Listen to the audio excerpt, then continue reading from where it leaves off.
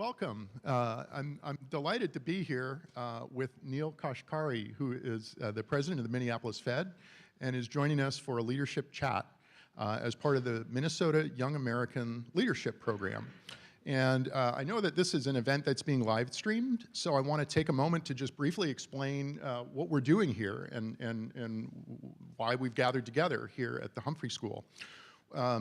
My name is Dan Forbes. I'm an associate professor at the Carlson School of Management here at the University of Minnesota. We're seated today in the Humphrey School of Public Affairs at the University of Minnesota. And we're here with attendees of the Minnesota Young Americans Leadership Program, which we call MYALP. It's an awkward acronym, but we've grown to love it. MYALP is a 3.5-day program that brings together rising leaders from Minnesota's for-profit, government, and nonprofit sectors. And this program provides participants a series of experiences and tools meant to help them collaborate across sectors and to foster shared prosperity in their communities and across our state. MYALP is hosted by the University of Minnesota with the support of various partner organizations from across the state, including the Itasca Project as well as Harvard Business School. This event is a lunchtime leadership chat, which we are doing with Neel Kashkari, and I'd like to tell you a little bit about his background. Neel Kashkari is president of the Federal Reserve Bank of Minneapolis, which is one of the Fed's 12 regional banks. The Minneapolis Fed serves the public by pursuing a growing economy that works for all of us, and the bank's district includes Minnesota, the Dakotas, Montana, northwestern Wisconsin, and the Upper Peninsula of Michigan. Neel serves as a member of the Federal Open Market Committee, which sets the nation's monetary policy. Neel began his career as an aerospace engineer developing technology for NASA space missions. He later held a variety of roles in public service and finance, most notably as Assistant Secretary of the Treasury during the 2008 financial crisis, where he oversaw the Troubled Asset Relief Program, or TARP. Neel lives with his wife, 2 young children, and Newfoundland dog in Orono, Minnesota. Welcome, Neel. Thank you very much.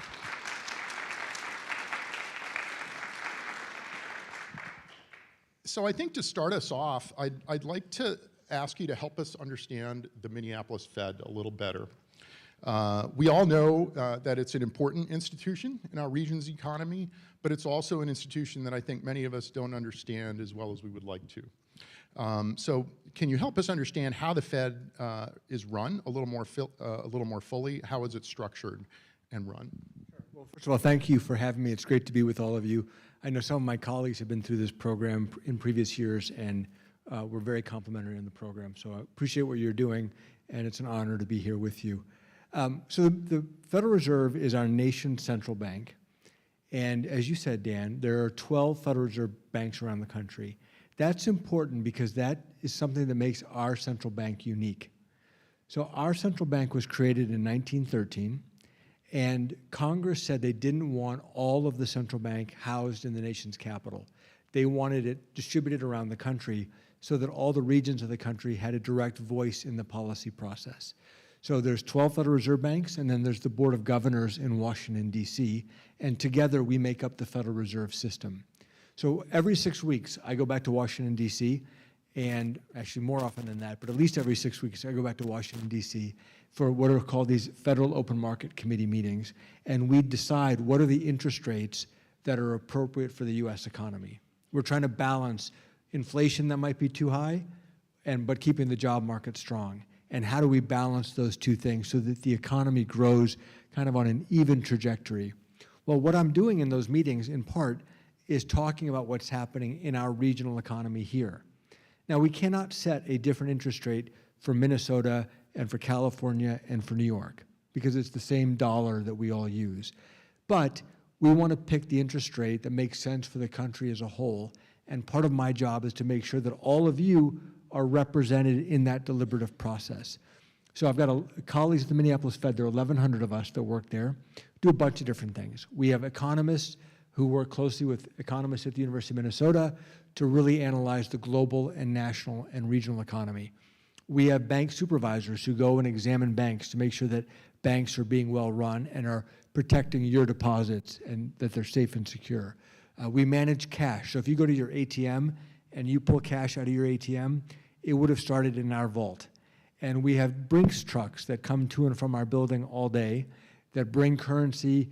We examine the currency, we replace it with new currency. So there are a bunch of different functions that we do to make sure that the US economy can function and that you all can go about your business so that you don't have to worry about it. But at the core, we are the nation's central bank, and we want to make sure that the economy is running on an overall even trajectory, not going into some kind of a recession or depression, if we can avoid it, but also not overheating.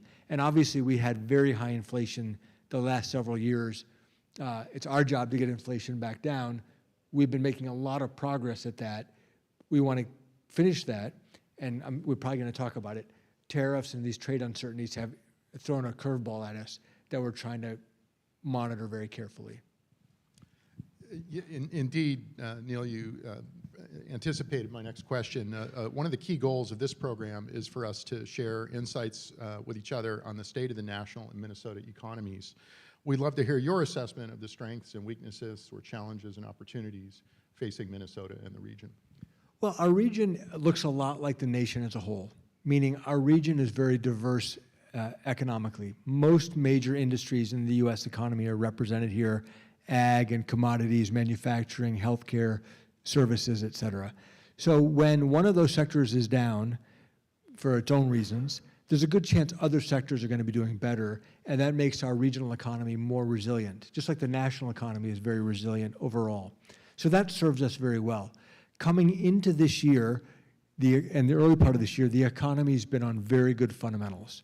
The unemployment rate was still quite low historically, around a 4%, 4.2% unemployment rate. Inflation was coming down. We kept getting surprised at how strong economic growth was. So the fundamentals have been quite good the last couple of years, and we've been bringing inflation back down. Not all the way where we need to get it to. We need to get it to 2%. It's running at around a 2.5% rate, but we're making progress. Now, there's big uncertainty now that's been introduced because there's global tariffs and trade wars that are going on right now, and where are these going to land? What are the net tariffs going to be when all of this is done? How long is it going to take to get there? We don't know right now. So we talked to a lot of businesses, large and small, all across our region, and they're basically saying they're on hold until they get clarity. You know, if you want to build a new factory, where do you build it? Do you build it here? Do you build it in Vietnam? Do you build it in Mexico? Do you build it in China? Well, where the tariffs between all of those countries end up settling is going to really affect the economic return on that investment that you make. And so if you don't know the answer to that, businesses are saying, hey, we're just not going to make that investment right now until we get clarity. And so there's a lot of uncertainty that we're trying to navigate.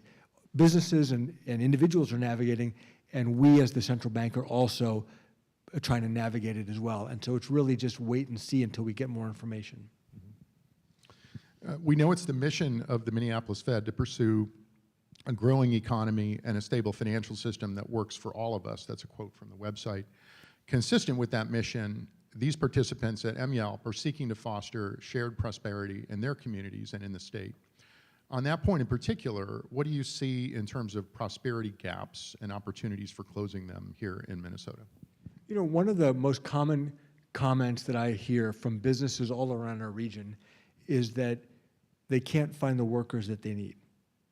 They're saying, we would like to invest more, we would like to expand, but we don't know how we're going to staff up this new factory or this new operation that we would like to have. And so where are we going to find the workers? So a lot of them will point first to, hey, the country needs to fix its immigration system so that we can bring in the workers that we need, whether it's workers on farms, workers in factories, workers in hospitals, workers in technology centers, all across the spectrum. That's a common refrain. By the way, I hear that from our elected leaders on both sides of the aisle too. And I always point out to them, I said, you know, your counterpart on the other side of the aisle told me the exact same thing. Maybe you all ought to get together because you all seem to agree on this point. But another piece of this, and it goes to the opportunity gaps, is big swaths of our folks who are already here are not getting access to the opportunities, to the equal opportunities, so that to give them the skills necessary so they could fill those jobs. And so that's the challenge that I always say back to business, which is, yes, it's great that you are trying to find the workers that you need, but just to remind you, and they already know this, look in your backyard, because there are a lot of folks here who, if they had the skills, would like to take the kind of jobs that you want to make available. And I'll give you an example.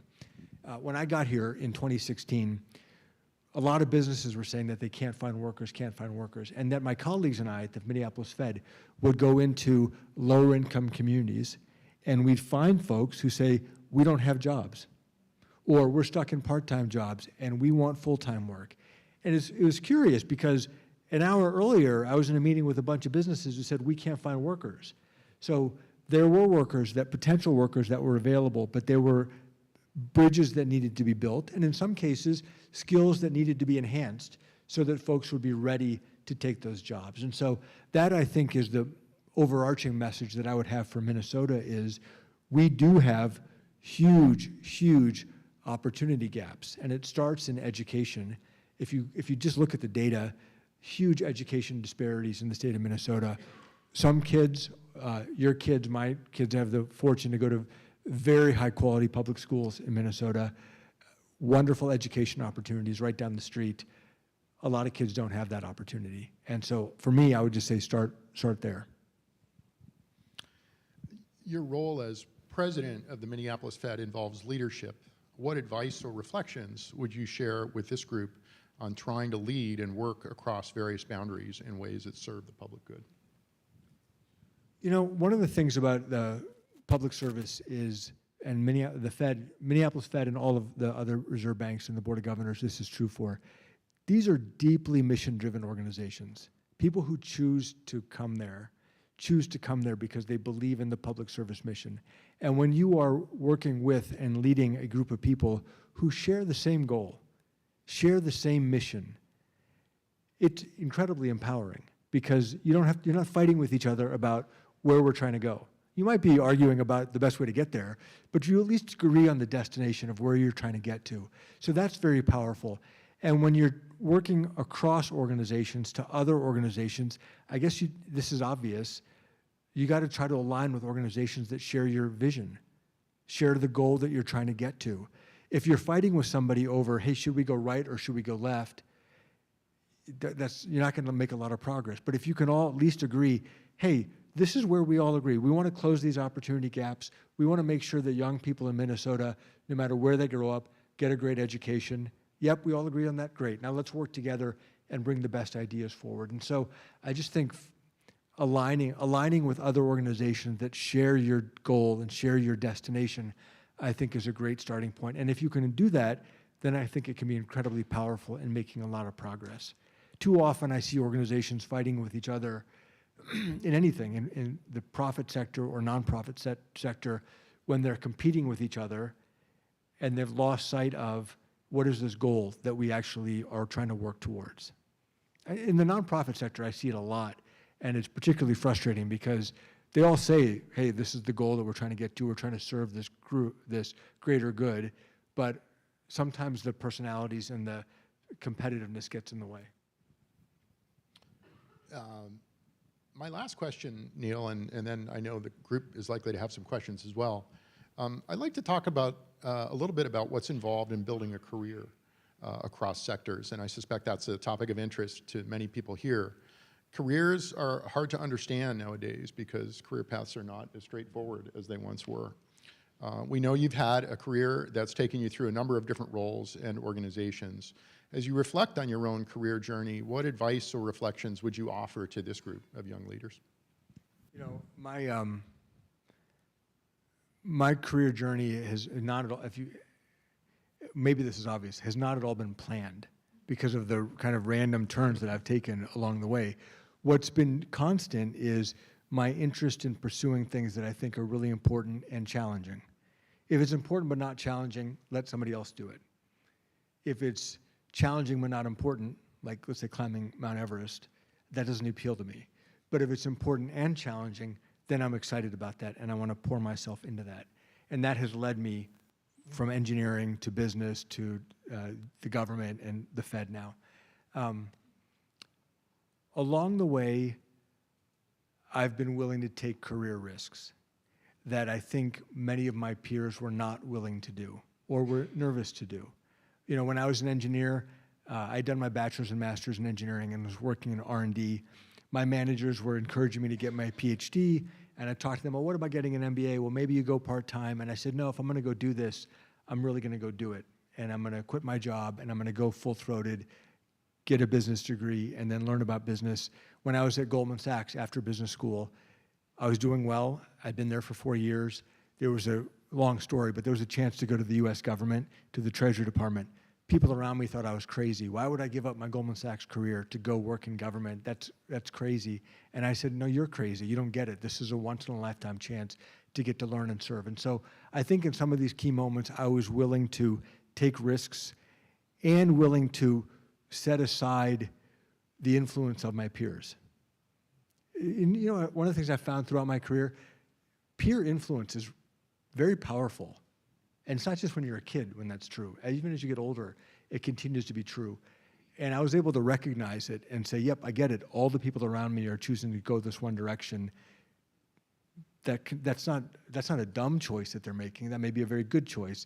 But I can look at that, recognize, and say, no, I'm going to nonetheless go in a different direction. And so anyway, this is nothing profound other than willingness to take risks about things that you care about and then pursue it and then have enough confidence that you'll land on your feet if it doesn't work out.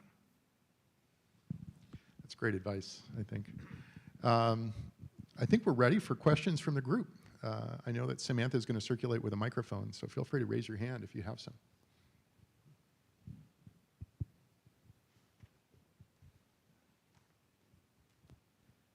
I'll sit here because I'm really close. One of the hottest topics of discussion is the rise of artificial intelligence, so much so that over the weekend Microsoft announced they're laying off 5,000 workers and replacing them strictly with AI. How much of a threat do you see AI to the US economy and current jobs? And then do you forecast any policy or legislation out of Washington to help mitigate that? You know, I don't view it as a threat to jobs. I mean, it'd be a threat to individual jobs, but I don't view it as a threat to jobs as a whole. People have been forecasting the end of labor for as long as people have been forecasting, right? When 150 years ago, the vast, vast, vast majority of Americans worked on farms. And then automation and technology came into farming.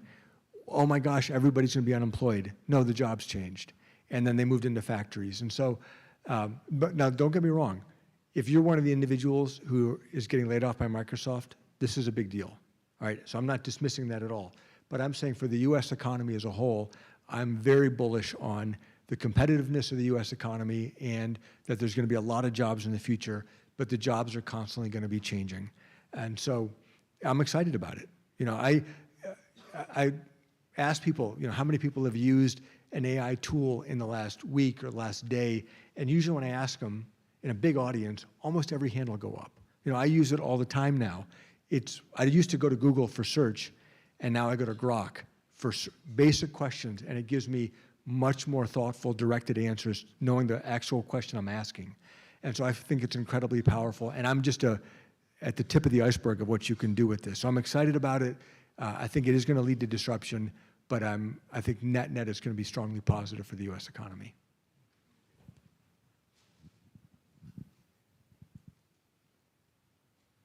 Hi. So we got all these charts that we had to look at before our talk this afternoon. And one of them is like, you know, post-2008 recession, recovery of stock market, you know, going up, and then median wages, you know, flatlined.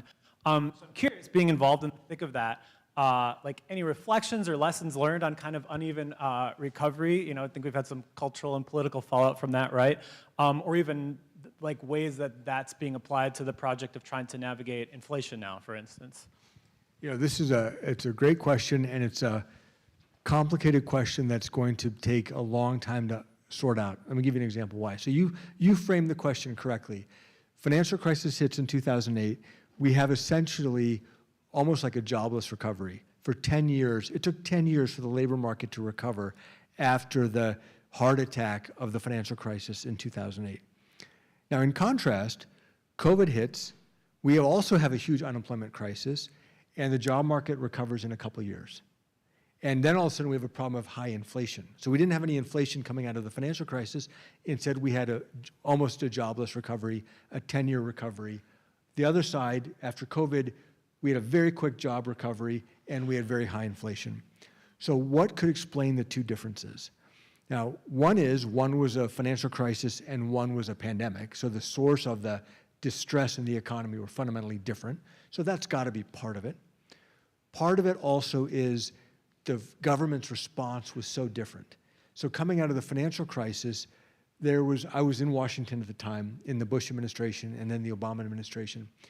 There was this intense, overwhelming feeling of fairness and unfairness, meaning, hey, a bunch of bankers made loans they shouldn't have made, a bunch of homeowners bought homes they shouldn't have bought. Why am I going to bail them out? And so that view, in my view, it led Congress and it led the executive branch to give relatively modest fiscal support to the economy. So some economists say because the fiscal support was modest, the recovery was slow. Fast forward to the pandemic. Nobody thought the pandemic was your fault, or my fault, or your fault, or your fault. All right, there was this global pandemic hitting us. It was not the American people's fault. And so because there was no sense of fairness or blame, let's err on the side of being way more generous. So in contrast, the fiscal support and the monetary support after the pandemic was much bigger than it was in '08. So some economists say, hey, in '08 we did too little support and we had a jobless recovery. In 2020, maybe we ended up doing too much support, but the benefit was we had a very quick job market recovery, yet we had very high inflation, which people are really unhappy about. And that's why I'm not punting the question. It's a complicated question that I actually think is going to take a lot of analysis over many years to figure out why were the recoveries so very different. And in an ideal world, we would have a fast job market recovery and no inflation. And we haven't figured out how to do that yet.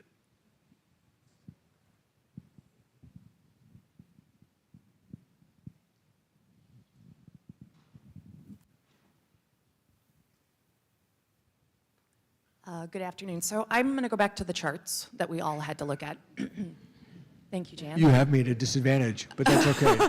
No, I'm pretty sure I don't because not a chart person myself. But as I was looking at the charts, and the charts included like the GDP over time, the GDP per capita over time, and was comparing it to other numbers such as the average income. One thing I noticed, particularly about the per capita GDP, as it keeps going up and up and up, but average income is low or lower, specifically for low-income workers. I was wondering about whether or not that's the right measurement of health of our economy, and particularly of the people in our economy, and how, while we see GDP per capita going up, we know that there's a lot of people who aren't working. There are a lot of people who are underemployed, and it doesn't feel like those numbers that we make big decisions about necessarily are reflecting what's happening on the ground. So if you could speak to that, I'd appreciate it. It's another very good, very complicated question. It's almost a philosophical question, which is what leads societies to be happy? And it is unambiguously true that there has never been a better time to be poor in America than today. Unambiguously true. Being poor in America today is way better than being poor in America 30 years ago or 40 years ago or 50 years ago. And yet the gaps are bigger. And so the question is, this is a philosophical question, not for a central banker, but for the country. Do we care more about absolute levels of health and wealth and security, or do we care more about distributions of health and wealth and security? And when I go to other countries, my wife is from the Philippines, and when I go to the Philippines, my wife's family is middle class in the Philippines, they're doing fine. But it's funny, one of my nieces, who was 16 years old at the time, she made this observation. She said, a lot of the angst in America is because you have it so good. And I said, wow, that was a pretty insightful comment for a 16-year-old girl on the other side of the planet. Basically, a lot of the stuff that we're screaming at each other about, most of the rest of the world will say, wow, you guys are screaming about high-class problems compared to what most of the world is facing. And so that's why I think this is, at the root of this, it's a little bit of a philosophical question. And I'm in no better place to answer that than any of you are, probably in a worse place to answer it than all of you are.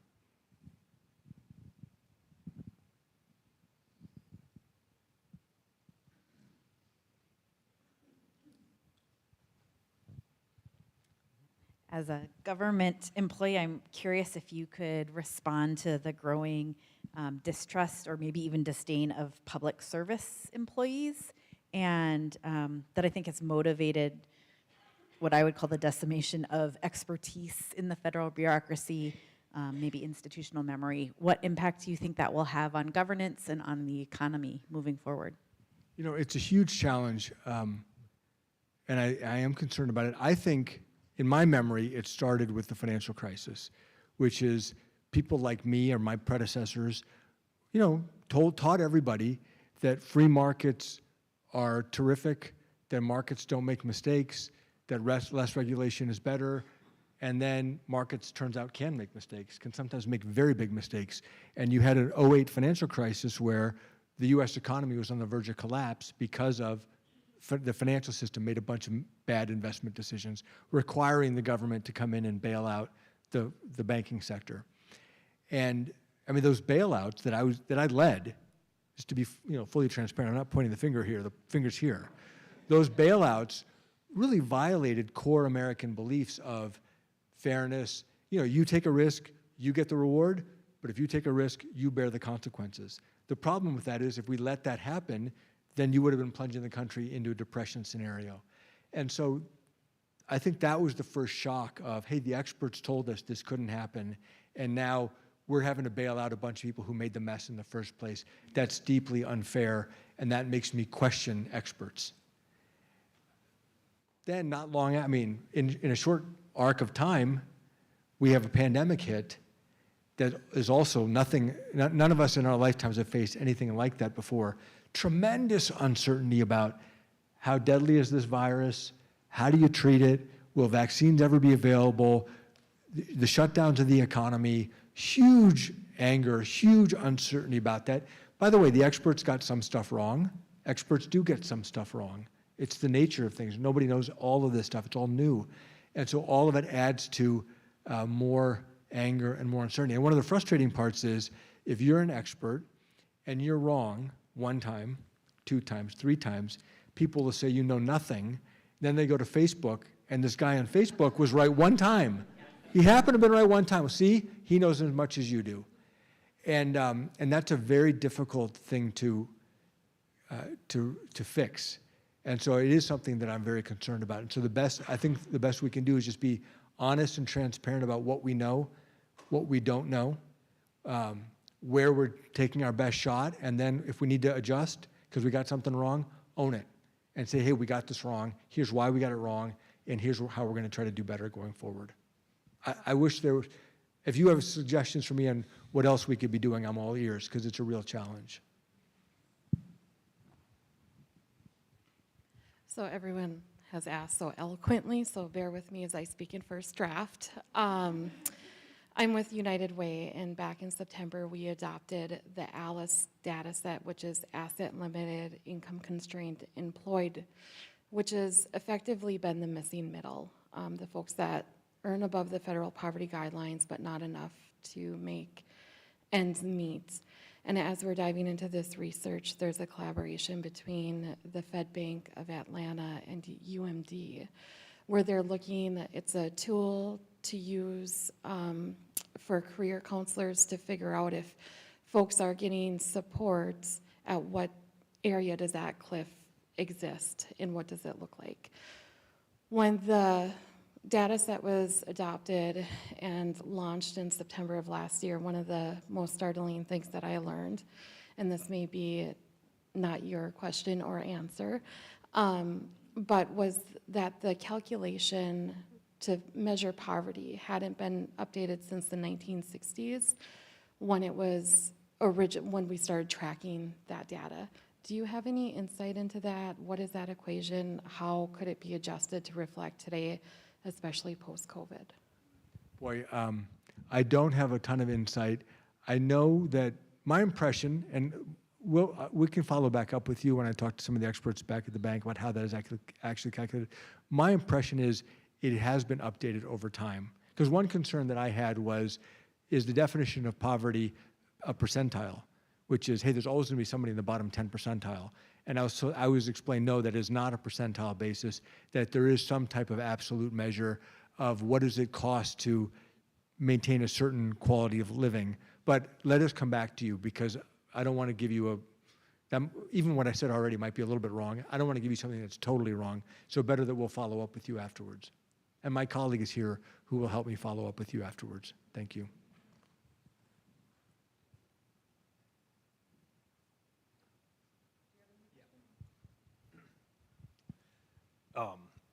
Bit of an open-ended question. The national debt, and right now the U.S. government, what they generate in revenue does not eclipse what the servicing of that debt is in interest. With the talks of elimination of maybe cuts to Social Security, Medicare, military budget, where do you see an end to what ultimately the next generation, who's holding all the debt, where does it end, and what does it look like? You know, it's another, you all have very good questions. It's another very good, very complicated question, and I'll give you a little bit of insight into it. We have around 100% of debt to GDP, and by the way, this is not the domain of the Federal Reserve. This is entirely up to Congress and the executive branch, but I'll just walk you through the math of how it works. The country, the government has about 100% of debt to GDP, and there are many countries around the world that have gotten into a lot of trouble with 100% of debt to GDP, meaning they take on too much debt, people lose confidence that they can ever pay the debt back, and then the interest rates go up, and then they end up in some kind of a crisis. Argentina is an example of that. That's happened many times. In contrast, Japan has twice as much debt to GDP as America has, and has had no trouble financing itself. So what determines whether or not 100% of debt to GDP is a problem or not? The answer is, do investors around the world have a lot of confidence in your country, in your political system, in your rule of law, in your innovation engines, that you will be able to support that debt over time? And so right now, if you go into the tariffs and the trade war, how is this all going to settle? You know, we don't know right now. So I think right now there's a question mark being raised about what is the U.S.'s long-term competitive position going to be relative to other advanced economies around the world. So there's more of a question mark than there was a year ago or 2 years ago. Ultimately, we need to see where that all settles. And ultimately, how will it end up revealing itself? It will reveal itself, it will express itself, because investors are going to say, hey, you know what? If the government wants me to loan them money, which is what a bond is, I want to be compensated with a higher interest rate. Before, I'd demand a lower interest rate. Now I want a higher interest rate. And you'll see that as bond yields go up. That's an expression of investors saying, we're a little bit nervous about where this is all headed. And if interest rates go up in America, but then they don't go up for other advanced countries, then you might conclude, hey, investors are saying, I'd rather invest in Europe than in America. I'd rather invest in Canada than in America, or Japan than in America. So it's not simply up to what happens at home. It's what happens at home relative to what happens in other countries, because investors have choices where they want to invest.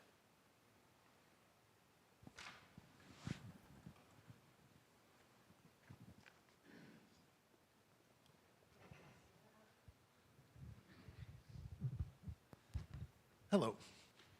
This is a question about how small changes can have big impacts, right? So one of the conversations right now is about the elimination of the penny, the smallest denomination.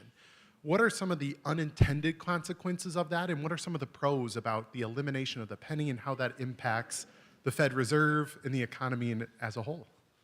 Boy, I've not heard that question before. I need to think about Congratulations. You know, my guess is there's not So this is the domain again. This is Treasury's decision what denominations they want to have, and we will implement whatever they choose to do.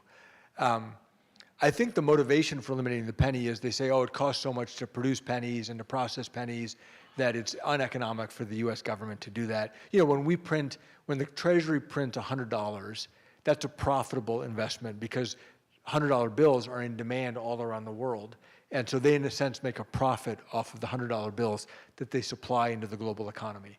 I think the argument is that they lose money on every penny that they mint. And so why do they want to be in this money-losing activity? My guess is it won't have a big effect on the economy. You won't notice it in the economy. You might notice it in the way things are priced, because now, if there are no more pennies around, you can't price things down to the penny.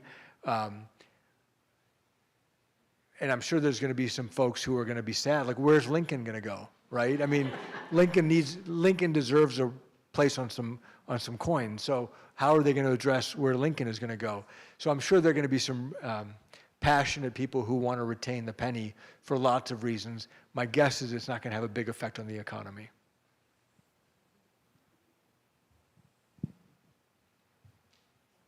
Sorry, back and forth.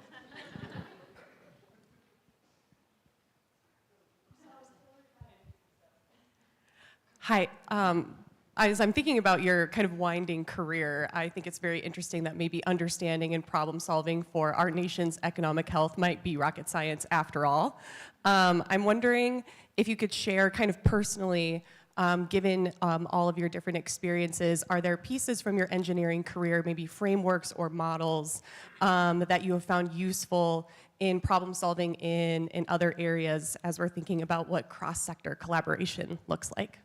I mean, I'll say, this is like a plug for engineering. I use my engineering training all the time because at the root of what engineering is, it's not the thermodynamics or the fluid dynamics. At the root of what engineering is, it is problem solving. At the root is you have a problem, you have certain tools. How do you use these tools to address this problem? That's what engineering is, and that's what policymaking is.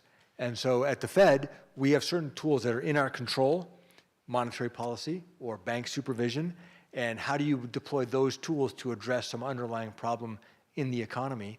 Sometimes we're doing analysis to try to inform other policymakers that have control over the tools. So our economists will do lots of wide-ranging economic analysis on important topics that are important for the economy, even though the Fed has no ability to control or influence how that research is used. Our hope is, though, that state legislatures or municipal governments or the federal government, they'll find the analysis useful, or the executive branch, and then they'll put that to work and they'll pull the levers that they have. And so policymaking is about, here's a problem, here are the tools we have, how do we deploy these tools to address those problems? Or if you don't have the right tools, how do you get access to the right tools to do that? And so I feel like my engineering training was great preparation for that.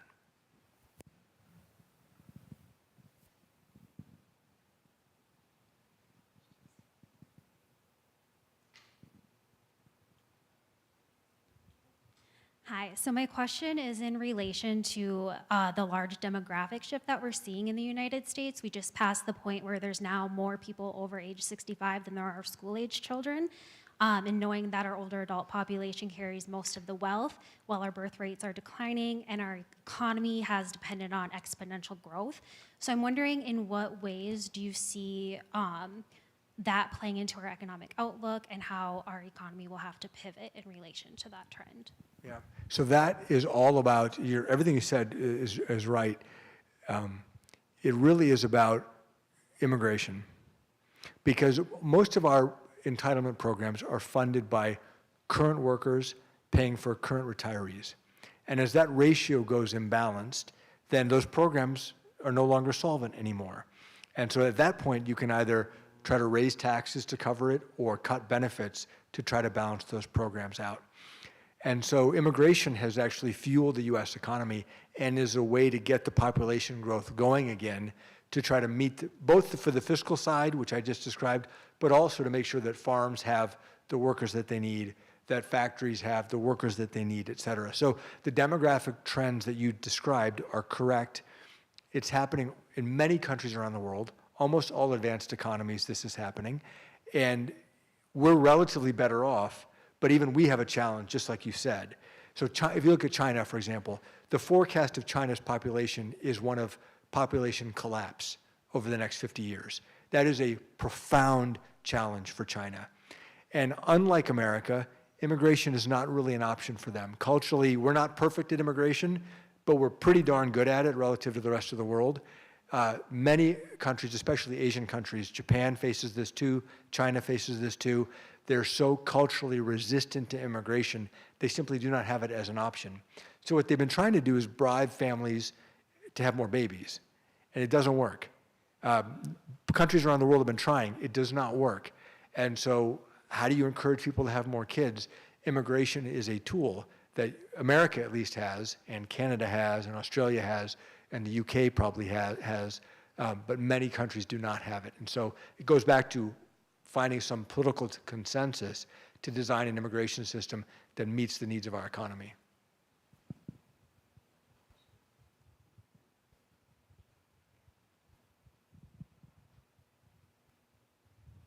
Thank you for joining us.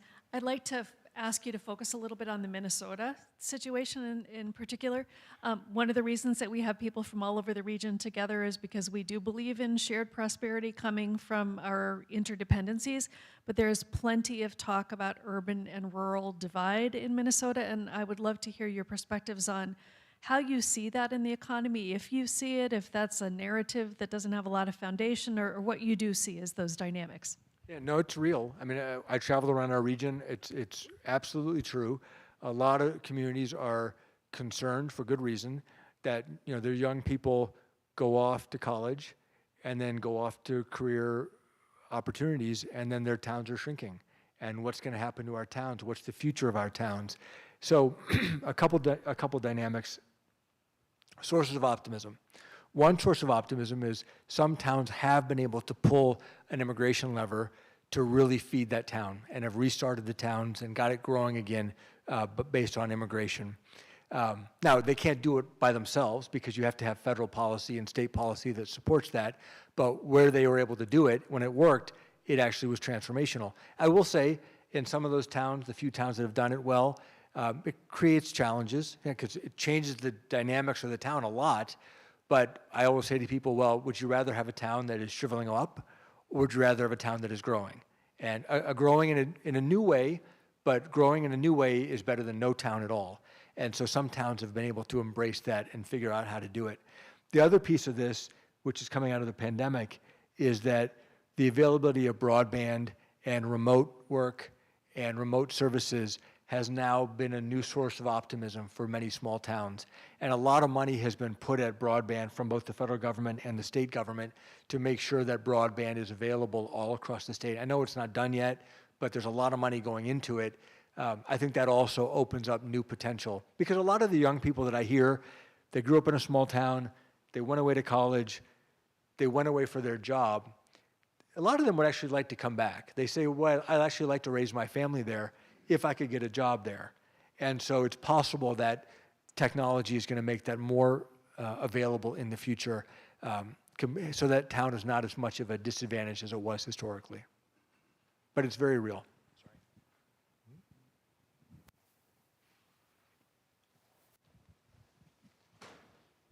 You mentioned educational disparities, and I know you've taken a public stand endorsing a constitutional amendment to address disparities. And I have two questions, and you can go with either one. One is sort of what is your current thinking on the education situation right now and educational disparities? But the one I hope you answer is, as a leader, how do you, it's kind of out of your lane, right? It's education. How do you decide when to take a public role in something that's a public leadership role in something that's a bit out of your lane? I'll answer the one you want me to answer. I try to pick our spots, which is, do we think, a couple things. We have a dual mandate that Congress has assigned to us. One is maximum employment, the other is stable prices. Is understanding this issue fundamental to us understanding either parts of our dual mandate? And so if you actually look at the Minneapolis Fed, going back 20 years, the Minneapolis Fed has done work on education and early childhood development. And the root of that was, hey, if we want to understand what does maximum employment really mean, we need to understand what education people are getting, who has the capability of working and contributing to our economy. And so it really is rooted in our maximum employment mandate. One thing, I'll give you an example that I have not spoken out much about, not because I don't think it matters, is climate change. I look at our economic analysis. If climate is changing, I can see it, but the monetary policy kind of works over a 3 to 4 year horizon before the economy kind of gets back to something like normal. Climate change is just kind of a longer term, slower trajectory, and it is not at all obvious to me that our economic analysis of the economy over the next 2 to 3 years relates to the climate, or the climate relates to the next 2 to 3 years of the US economy. So that's an example where I just said, yeah, I think it's an important issue, but it is not obvious that I or my colleagues have any special insight to bring to bear on this topic. And so that's an example of something I've said, no, I'm not going to speak out much about just because I don't see it. Another thing I have spoken out a lot about is cryptocurrency, where people ask me about it all the time, and I say, hey, it's been 15 years, and so far Bitcoin's utterly useless other than circumventing banking regulations. Now, the Bitcoin bros get really mad at me when I say that. That's one where I've spoken out very loudly about, because that is core to I think that's much closer to our mandate, and I think I have something relevant to talk about.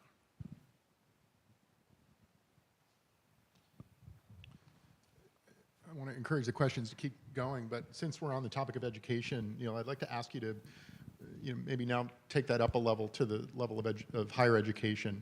And higher education has been in the news a lot recently, but I'm more interested in sort of, from your perspective at the Fed and talking to the people that you do in the business world, what reflections would you share, or what advice would you share to universities in terms of our teaching and research missions? What can we be doing to prepare people for the world of work and to help inform people in regard to our research mission in particular?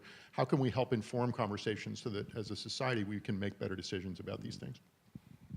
It goes back to the question earlier a little bit about loss of trust in experts. And I think the University of Minnesota is a jewel for Minnesota, for the economy, for the future of Minnesota's economic competitiveness. All of the higher ed system is, but I also think the University of Minnesota, with its research focus, is an especially precious jewel that needs to be protected. But when you go out and you meet people across the district, there's a lot of angst about it, frustration about it. Could be that, hey, either their child wasn't able to get admission in the University of Minnesota, which is a source of frustration, or, boy, it's taking up a lot of resources, et cetera. So it's kind of the advice I gave to myself, which is just be transparent about what you're trying to do, explain it. People who have an open mind will give you a chance to explain the value proposition and why it matters, and then just focus on that. And even for me, try not to get distracted by other things, and just kind of focus on the core mission. Yeah, for universities, it's kind of, I see a two-part thing. Maybe it's multi-dimensional. One part is preparing young people with the basic skills to be successful in society and life. Another is giving them specifically relevant skills so that they can be successful, get a job, take care of themselves, provide for their families. Those two things are complementary but not identical goals. And so just keep focusing on that. And if you look at the U.S.'s economic competitiveness, one of the sources of our national economic competitiveness relative to every other country in the world is our university system, right? We've been able to attract the best and brightest from around the world, in many cases keep them here, investing here at home, do the cutting edge research. And I think our universities, including here, are incredibly special that we need to protect and invest in.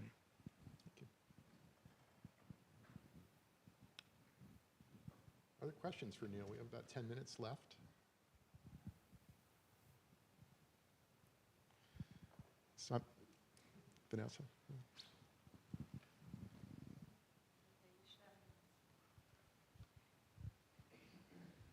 Thanks for being here, Neel. This has been a fascinating conversation. I have a question about patterns in the economy and things that we can look back at from 100 years ago that can help us predict where things might be going. Do you think that those patterns are relevant or not? For example, you know, I've heard folks talk about COVID, and then we sort of hit into this era of a renaissance where everyone's enjoying life, and then, you know, the Great Depression happened, you know, in the 30s. So do you think about those patterns as you think about what's up next for our economy as we think back to the 1900s versus now? You know, there do appear to be lots of those patterns that you're talking about. Some of them are concerning. So for example, the '08 crisis, which I was right in the middle of, was a once in a 100-year event. Then 10 years later, COVID, another 1 in a 100-year event. It's like we keep having 1 in a 100-year events. They're different events, but they keep happening. It's like they're not supposed to happen this frequently. So on one hand, that's concerning and frustrating. Another piece of this, there's a professor at Harvard, Bob Putnam, who's written a lot about this, brilliant guy. He looks at, I'm going to get this not exactly right, but just bear with me. I'm going to get close. He looks at measures of collectiveness in society. So for example, how often are people belonging to community groups? Whether it's a bowling league, or it's a church group, or it's the PTA, or it's the Rotary Club, different types of community organizations. And he sees that 100 plus years ago, 110 years ago, we were at a relatively low point. It was, in his view, not his words, but his view, a relatively me society, individualistic society. Then it became more of a communal society over the next 40 or 50 years. And the peak was when President Kennedy said, ask not what you can do for your country. No, ask not what your country can do for you. Ask what you can do for your country. That was, Robert Putnam says, that was not the beginning of a new era. That was the peak, the end of an era. And then we went back down. And you look at all of these different measures. He has the most remarkable chart. You can Google it. He has all of these charts showing the same thing, going up for 50 years and then down for 50 years. And we're at one of those low points now, where on many, many, many, many measures, we are an individualistic society rather than a collective society as we were 50 or 60 years. So he maps this out, and it's fascinating how pervasive this is, but he doesn't have a prescription. Like, what causes it to turn around? What causes us to say, you know what, let's all lock arms and be in this together again? That I don't know. So there are certain things like COVID every 100 years, financial crisis every 100 years, and then there's this other arc going on that I'm sure is influenced by those events as well. So I look at it, doesn't tell us much about what we should do with interest rates next month, but it's fascinating.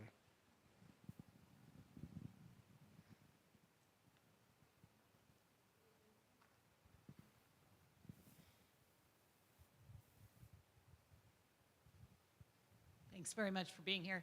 I just had a question going back to when you were talking about how there are workers here, even independent of immigration, who could fill some of the labor force gaps.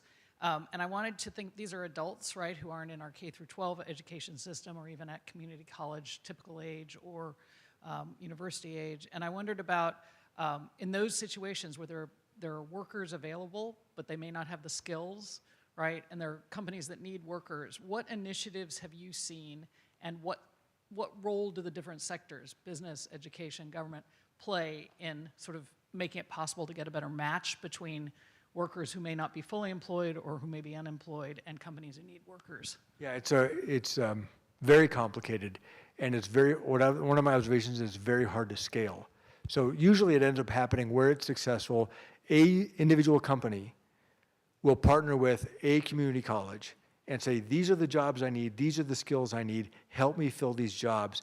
And then they together will design or customize a program to build that pipeline into that company. And that can work, but it's hard to say, well, now do that 100 times because each of those relationships is uniquely designed. From the monetary policy perspective, one of the things that I've learned is a hot labor market is profoundly important because it forces businesses to do things they wouldn't have otherwise done.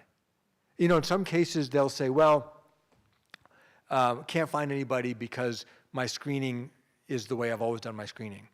Well, then they adjust the screening. And it's like, well, you know what, take testing for marijuana. All right, there are certain jobs that businesses have said, you know what, I actually don't need to do that test anymore. They're not driving a forklift, they're not driving a truck, they're not driving a car. I don't need to kick people out for this thing that is actually not relevant to the job that I'm actually applying for. So it turns out a tight labor market is an incredible motivator for businesses to get rid of the restrictions that they've just had forever that may no longer be relevant for that job. So I think that's part of it, and that's the Fed's job to try to get us back to a place where inflation's all the way back down, and hopefully we can continue to have a tight labor market. I'll give you one more example of this. I was talking to during COVID, after the economy was reopening and the unemployment rate fell down to 3.5%. I was talking to the gentleman who runs the gas station near my house, and he had a help wanted sign up. And I said, what's it like trying to find somebody? He's like, it's impossible. There's nobody out there. Nobody wants to work. It's impossible. We're short-staffed. And I said, well, what is it normally like? He's like, he told me, I've been operating gas stations for 30 years. I've never seen this in 30 years. I said, what is it normally like? He said, normally I put a help wanted sign out, and that day I have a lineup of people I can pick from. It just struck me, why is that normal? Okay, we can agree that the extreme of COVID is not normal, where he simply cannot find anybody no matter what, and he's raising wages. But why is it normal that a gas station puts a help wanted sign up and he has a line of people to pick from? That can't be normal either. So to me, if we can get to an economy that is a competitive labor market where businesses are having to work hard to find the workers, that's a healthier place to be, because then they will lower some of the barriers that they don't actually need anymore, and it's going to bring more people in.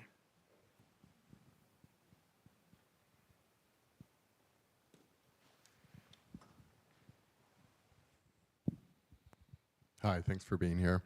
I'm Caleb Dunlap. I'm from a tribal nation up in northern Minnesota, and across our Federal Reserve and your service area, there's many different tribal nations. And so I just wondered if there are any examples of where tribal economic data has led to any specific changes to policy or programs across our Fed.